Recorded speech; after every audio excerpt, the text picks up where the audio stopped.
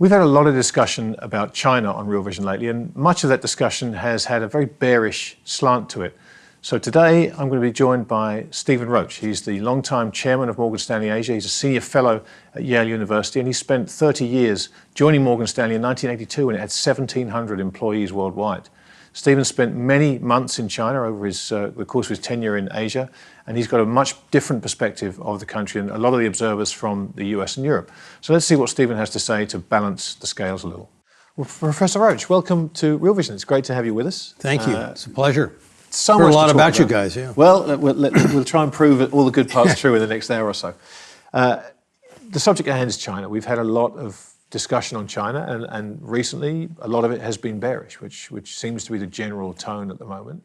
So I thought this was a great opportunity to get someone on who's seen it up close for 3 decades, has a lot of interesting thoughts, and which take the other side of the argument in many ways. So I guess the sensible thing for us to start with would be your personal experience in Asia. If you could just kind of walk us through the time you spent there and the changes you saw. Well, it goes back for me about 20 years. In the late 90s, I was heading up Morgan Stanley's global economics team. I was the chief economist for the firm, based in New York, but I traveled the world and spent a lot of time in Asia. And out of the blue comes this Asian financial crisis, starting with the devaluation of the Thai baht in the summer of 1997. And one by one, these so-called miracle economies of Asia crumbled. And we had a highly ranked economics team by the various investor polls. And we had a horrible forecast. So it was a great source of humiliation for me to see our forecast in tatters.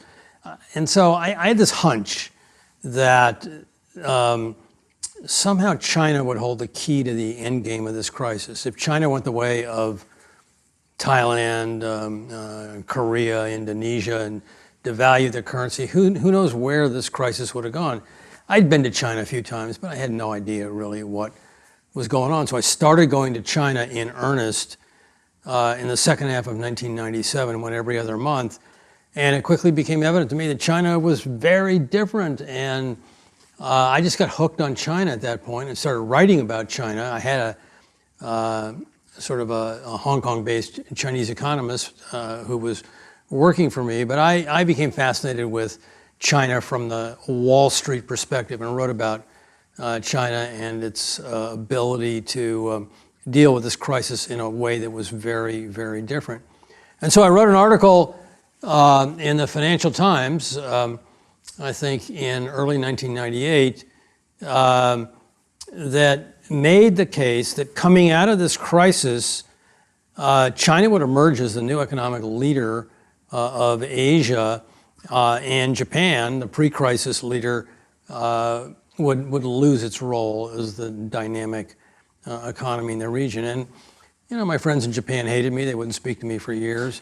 And the Chinese were a little bit embarrassed by this, but certainly welcomed the outside view.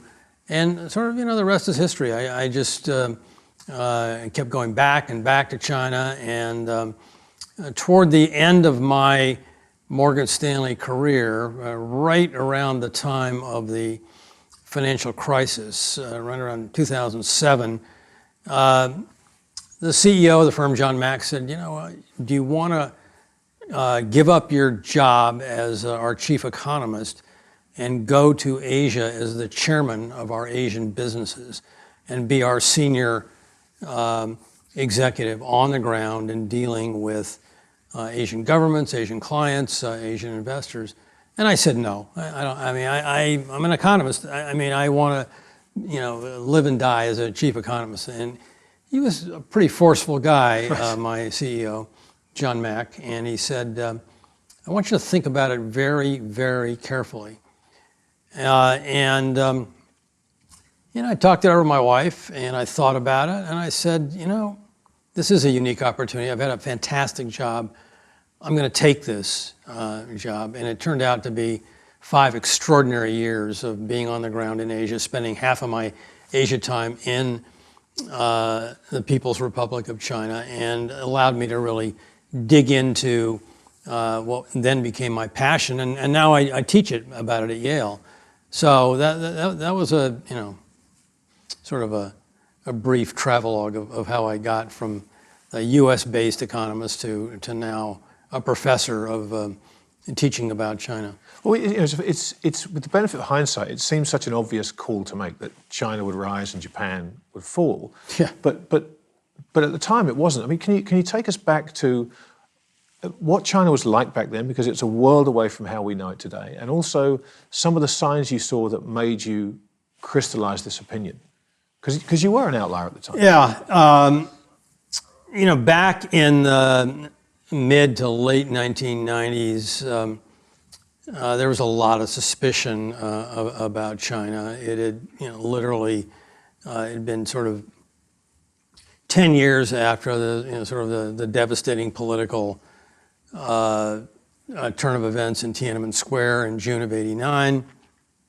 China was aspiring at that point to join the World Trade Organization, feeling that, this was the means to really get involved in driving and shaping global trade. But, the China dream was just a dream, and there was little concrete evidence that China was poised for the type of takeoff that was about to occur in the 2000s. The economy had actually been growing very rapidly in the 1980s and early 1990s, but off a small base, and still was very much state-directed, state-owned. The big state-owned enterprises accounted for the bulk of the business activity. Mm-hmm.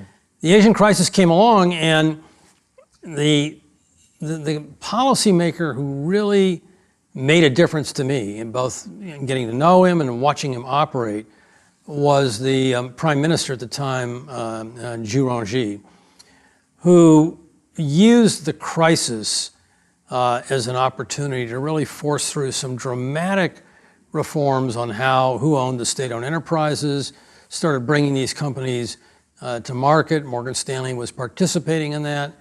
And he thought strategically.